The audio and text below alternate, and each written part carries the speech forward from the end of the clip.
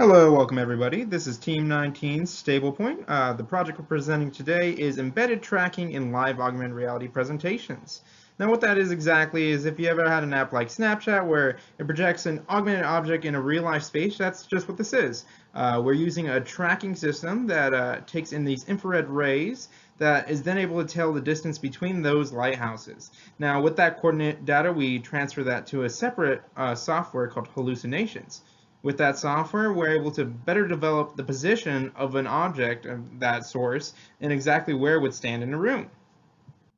On demo day, we're going to have these lighthouses stacked in the corner of the room to get a more ample space, as you can see one right here.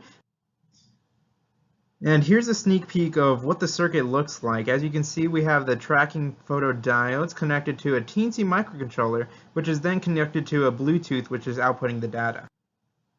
We can then receive this data on our computer, which you can see is set up as X, Y, and Z. We can also get angles, which is helpful when setting up an object in an augmented space.